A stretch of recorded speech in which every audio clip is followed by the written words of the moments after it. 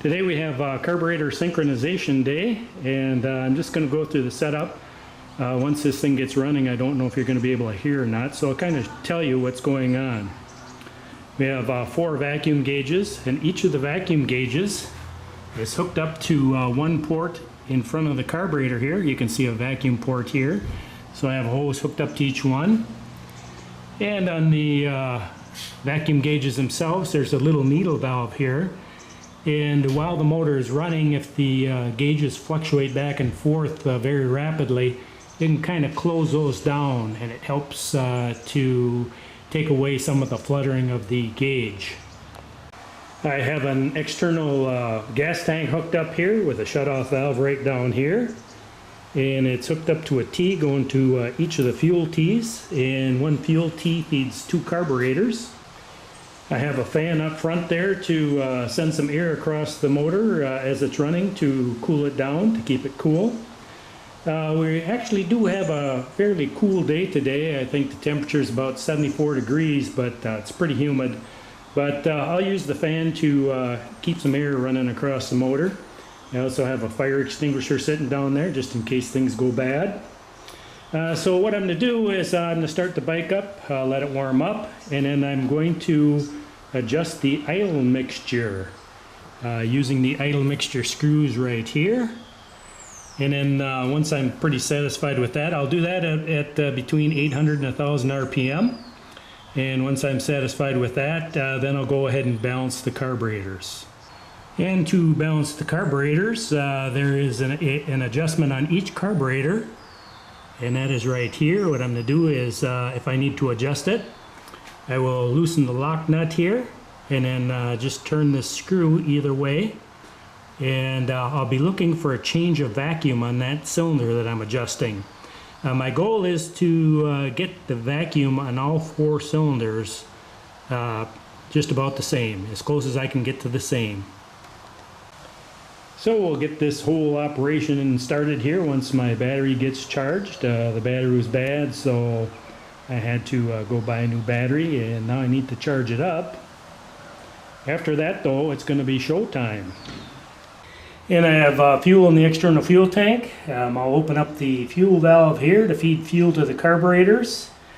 I have rags underneath the carburetors to let me know if there's any leakage on the carburetors themselves, and so far it looks good. Also paying attention to underneath the motorcycle, the overflow tubes there, so that would dump gas on the floor if the carburetor was running over.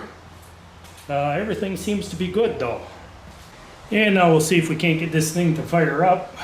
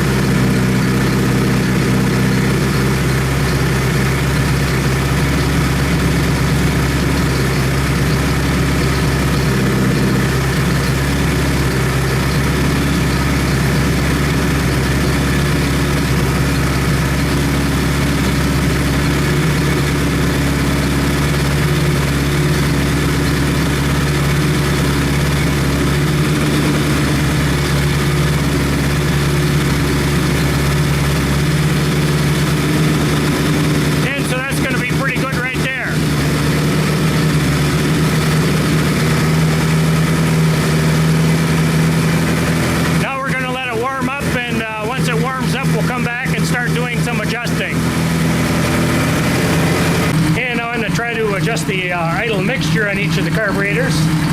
So we'll start with this one right here.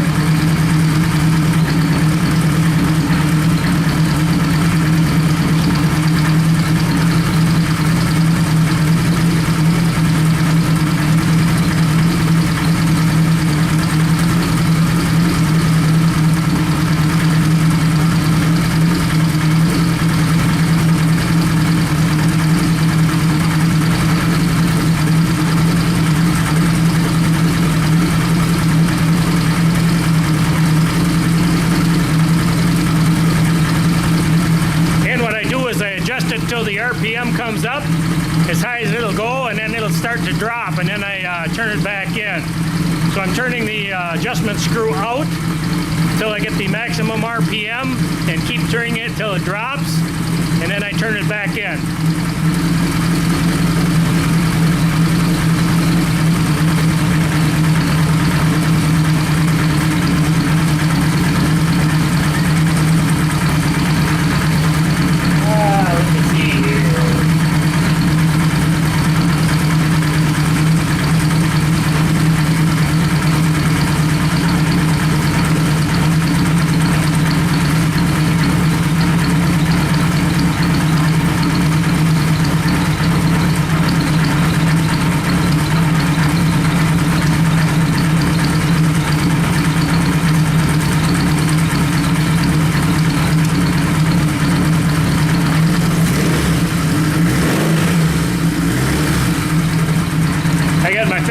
For cooling.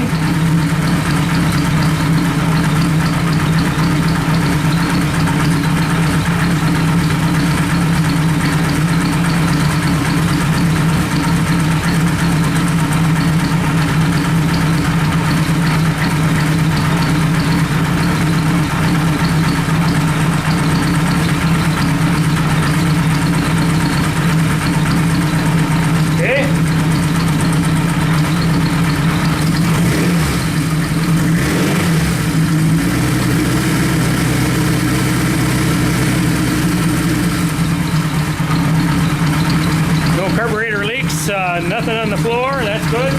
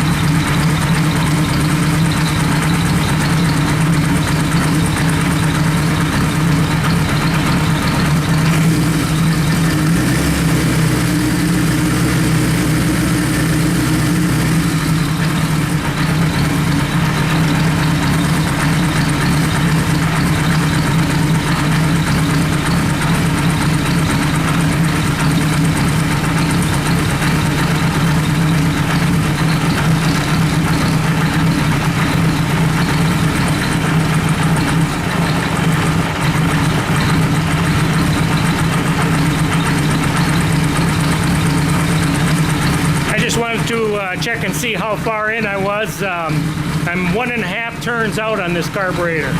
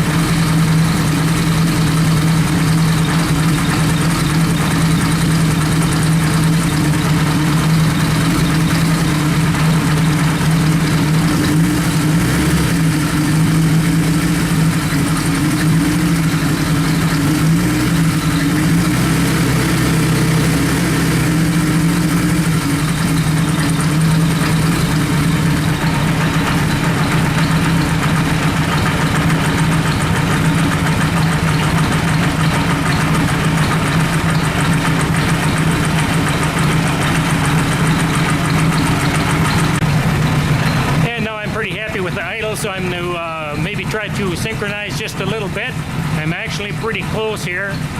The vacuum gauge on the left side, I'm going to check that. I may need to adjust that a little bit.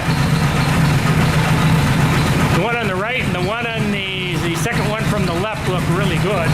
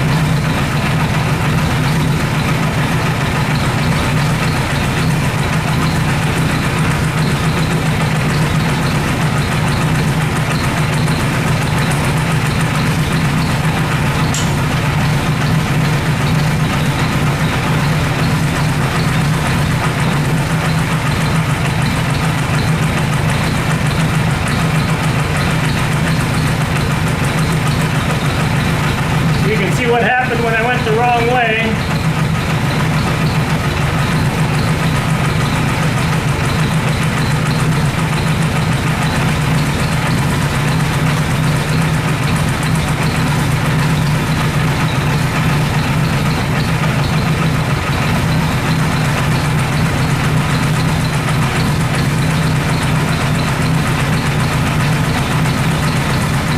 And sorry if my big head's in the way, but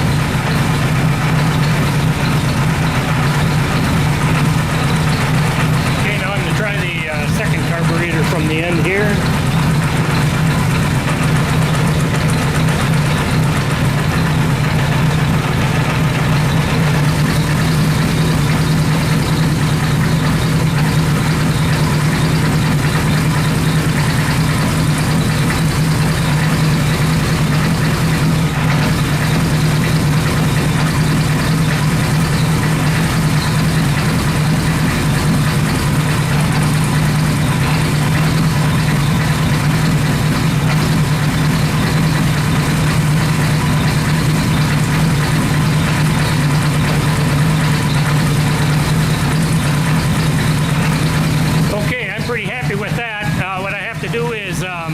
I'm going to shut it off and get a wrench and tighten the two jam nuts I loosened up, and then start it up and see if it stays the same. Okay, everything's tightened up, and I'm pretty happy with that setting right there.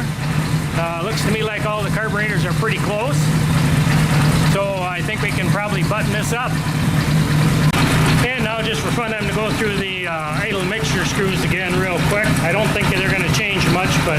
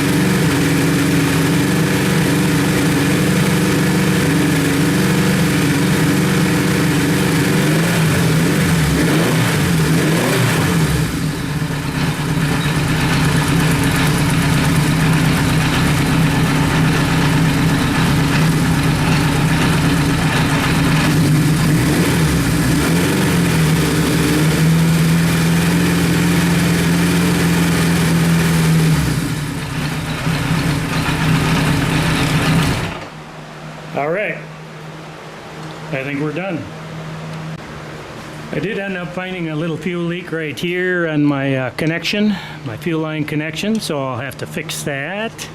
That shouldn't be a problem at all. The other thing I want to quick go through too, for those of you that have these bikes here, this screw here, if I take this screw out, it will drain the float bowl. But if you're setting the float, the procedure for doing that, I just looked this up in the manual. There's a little special pipe you put in there, and it's a clear pipe, and it comes out the side and goes up. And what it does is the level of fuel, once you have that clear pipe in there, goes up the side there, and then there's a certain level that they want the fuel to be at. Normally when I look at these carburetors, and I'm not telling you to do this because it's not the right way to do it, is I just flip them over, and if the float looks pretty level, I've never really had a problem doing that. But that's not the right way to do it. You got to take this out, get your little float gauge there, and measure your fuel, the level of fuel in the float bowl. Now what I'm going to do is I'm going to start this thing up. Well, first I'm going to unhook the vacuum gauges. I'm going to start it up, put the plugs back in the manifold there, and I'm going to run all the fuel out of it. And then I am going to loosen these little screws here and drain any fuel that's sitting in the float bowl so it doesn't varnish up on me.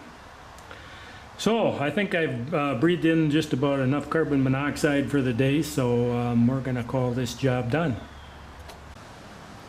And the other thing I need to do, just to let you know that I did not forget, is I need to hook up the throttle cables, but I'm going to wait till the bike cools off to do that.